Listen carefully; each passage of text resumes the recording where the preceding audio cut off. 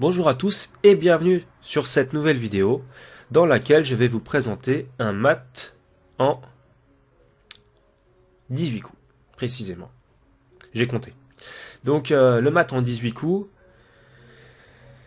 a lieu dans cette position dans laquelle c'est vrai que les blancs ont plusieurs menaces. Ils ont la menace par exemple si la tour se sauve de cette huitième rangée de faire mat de deux manières, c'est-à-dire avec tour H8 échec et mat, ou enfin après la prise de la tour, hein, si la tour revient. Et puis la promotion du pion c'est 8, en tour ou en dame, qui donnerait également échec et mat. On voit également que les blancs pourraient donner échec et mat dans l'éventualité où leur tour se rendrait sur la colonne A.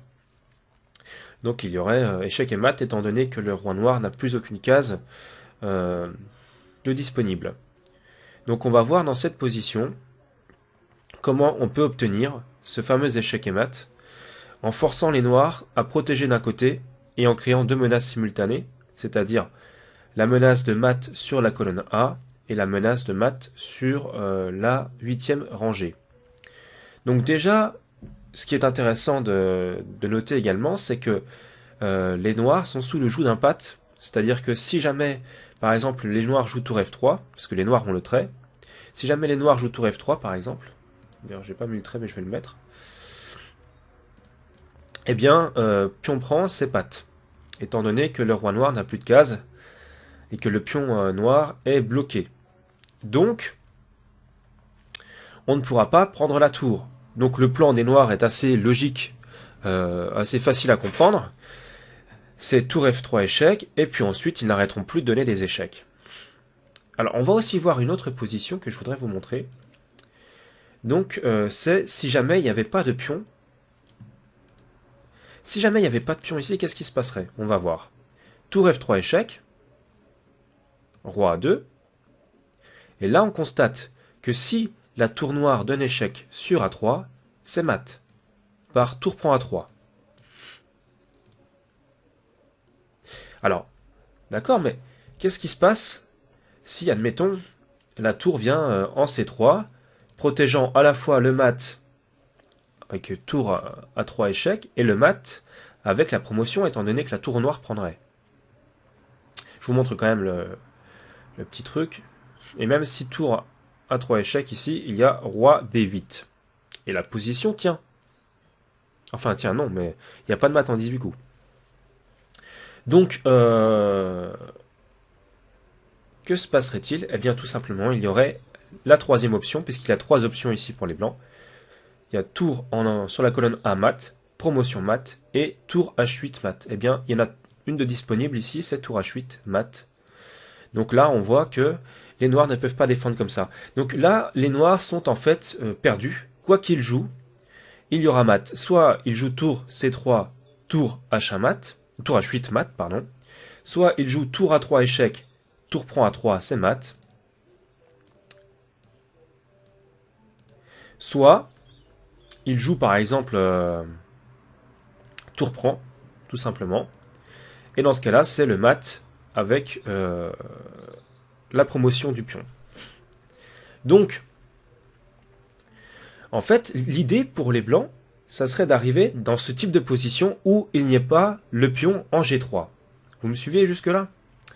Donc c'est-à-dire que ce pion en G3 qu'il y avait dans la position initiale et que j'avais à remettre tout de suite, alors avec le trait au noir, c'est bien ça, eh bien, s'il n'y est plus, et que le roi se situe sur la case A3 ou la case A2, eh bien c'est simplement gagné parce que sur un échec, je veux dire vertical, tour prend et c'est mat. Et si jamais les noirs essaient de venir, donc faudra que le roi soit impérativement sur A2 par contre.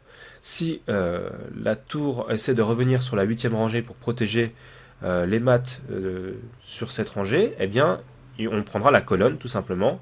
Et ce sera un mat vertical via tour A3. Donc, maintenant qu'on sait tout ça, on sait que les noirs vont jouer tour F3 et qu'ils ne vont jouer que des échecs.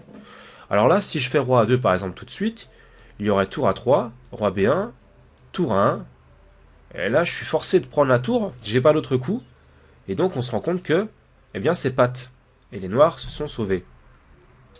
Alors, qu'est-ce que je vais bien pouvoir jouer?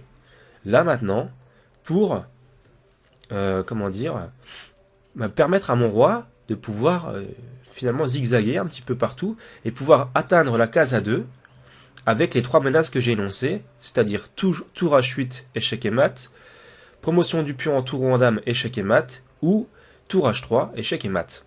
Eh bien, en fait, il y a une astuce. On va tourner autour des pions. Et vous allez voir pourquoi ça marche et comment ça marche. On va d'abord jouer E3. E3, tour prend. C3, tour prend. Et là, on remarque qu'il y a un passage pour notre roi blanc.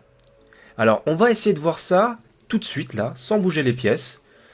Qu'est-ce qui se passe? La tour va systématiquement donner des échecs. Donc A3, A1, C3, C1, C3, E3, E1, G1, G3. Ah, mais en G3, elle prendrait le pion. Bon, c'est pas grave, on continue. G3, elle va redonner échec sur la case E3, E1, C1, C3 et A3. Mais le pion ne sera plus en G3. Je pense que là, vous commencez à voir le truc. Je vais vous montrer. Roi A2, tour échec. Roi B1, tour A1. Roi C2, tour C1. On continue comme ça. Là, les noirs sont obligés de jouer ces coups vu qu'ils sont obligés de donner échec, hein, sinon c'est mat. Mais voilà, le problème c'est qu'après roi F3, ils sont obligés de prendre le pion en G3. Et on retrouve la position que je vous donnais tout à l'heure, où cette fois-ci la tour sera active si jamais le roi arrive à se faufiler en A2 et que la tour noire est sur la troisième, eh bien on va gagner parce que sur tour A3 échec, il y a tour prend, échec et mat. Et c'est ce qui va se passer. Tour échec, voilà ici, donc si tour prend tour, on a vu, il y a la promotion en tour ou en dame qui fait mat. Donc ils sont obligés de continuer par les échecs. On en est au 13e coup, 14e maintenant. Échec, échec. Les blancs ne peuvent toujours pas prendre, hein, sinon c'est patte. Roi 2. Et là, on retrouve cette fameuse position dans laquelle les noirs ne peuvent plus parer les trois menaces parce que le prochain échec des noirs, qui serait à la limite le seul coup qui les sauverait, eh bien, serait perdant du fait de tour prend, simplement, et mat. Et on va voir qu'ils n'ont aucune autre possibilité. Si par exemple, ils restent sur cette colonne, bah déjà, ils sont déjà obligés de partir de C3, donc soit ils donnent l'accès à la tour H3 sur A3 et c'est mat, ou soit ils se déplacent, comment dire, de cette fameuse troisième rangée, donc c'est mat avec la tour, ou ils se déplacent de cette fameuse colonne C, et c'est mat, on va voir, admettons sur tour D3, alors il y a mat directement avec la promotion, donc en fait ils n'ont pas le choix, c'est soit mat sur cette huitième rangée, soit mat sur la colonne A. On va, qu'est-ce que je pourrais vous montrer? Donc tour prend, c'est mat également. Voilà.